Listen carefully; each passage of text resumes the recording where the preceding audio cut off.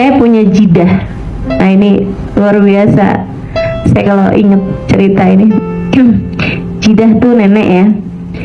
Jadi saya punya kakek sama punya nenek. Saya punya nenek, itu nenek saya kemudian meninggal, kakek saya menikah lagi, gitu ya. Namanya kan nenek sambung nih kan. Jadi beda usianya itu antara kakek saya sama nenek saya. Di saat kakek saya usia 90 tahun, beliau usianya sekitar 60-an tahun atau 70-an tahun. Jadi usianya bedanya di atas 20-an tahun, kayak 25 hampir 30-an tahun. Beda antara kakek saya sama nenek saya. Orangnya Masya Allah gitu.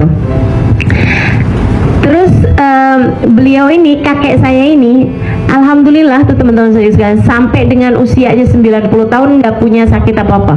Cuman di usia 92-93an tuh mulain beliau pikun. Dan itu kalau bisa dibilang sakit, satu-satunya sakit yang beliau alami gitu kan. Beliau lupa semua bahasa kecuali bahasa Arab. Ini aneh bener gitu.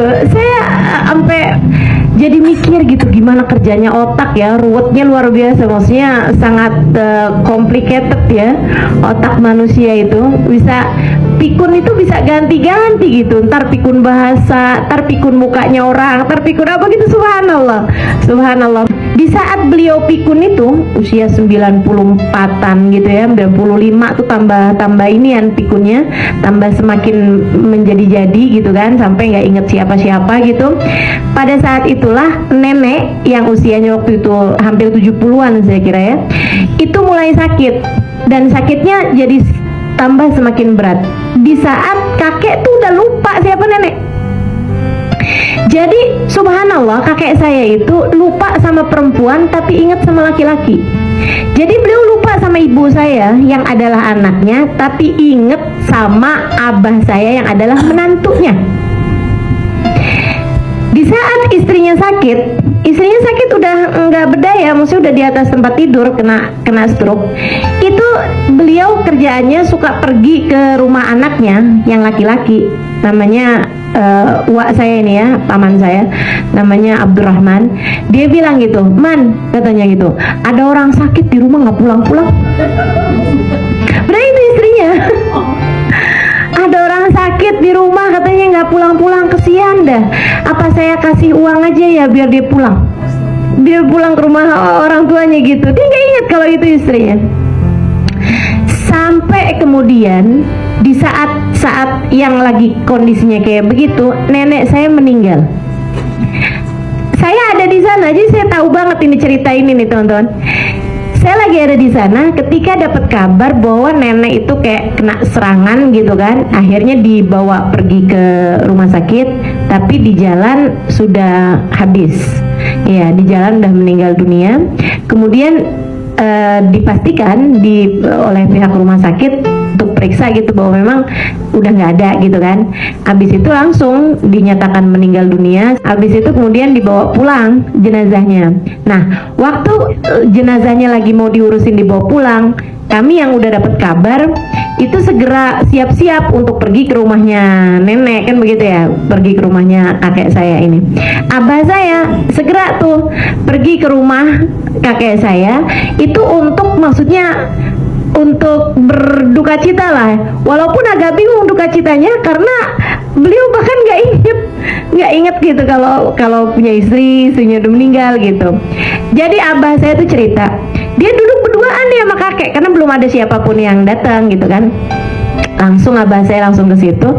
Dia duduk berduaan di depan rumah, di serambi gitu kan, serambi rumah tuh di ruang luar itu.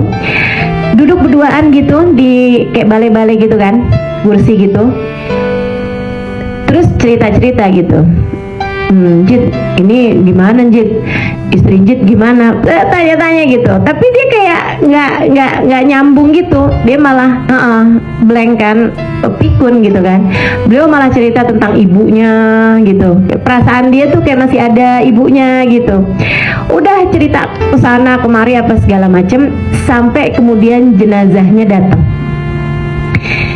Jenazah itu datang, teman-teman saya sekalian, ditaruh di depannya Njit.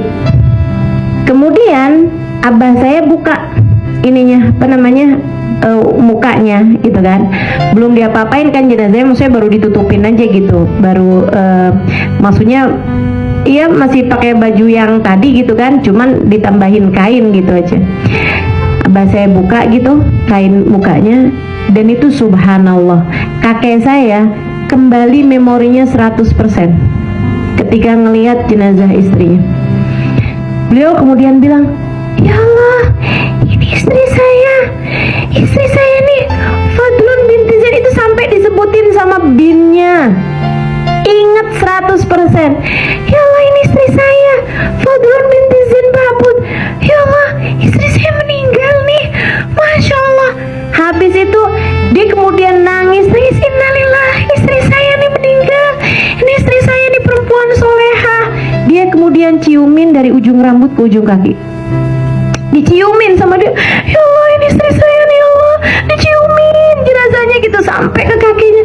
Ya Allah, saya ridho sama dia dari ujung rambut ke ujung kaki. Ya Allah, saksikan saya ridho sama dia dari ujung rambut sampai ke ujung kakinya, ya Allah.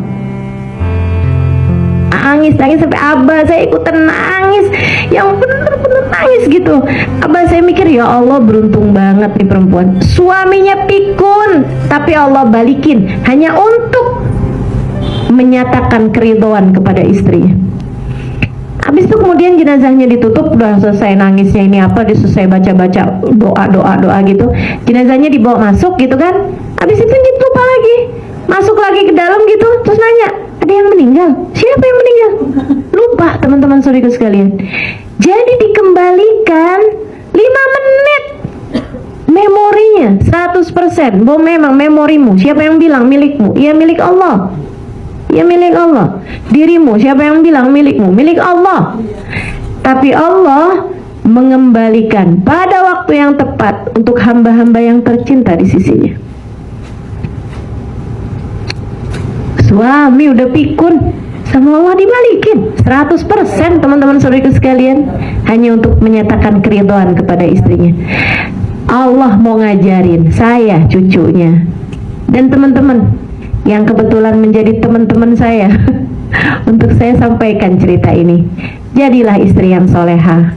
Jika bahkan andai suamimu pikun sekalipun, Allah bisa kembalikan memorinya untuk menyatakan keridhaannya kepadamu. Jika kamu istri yang soleha, kamu tidak akan kehilangan apapun jika kamu istri yang soleha.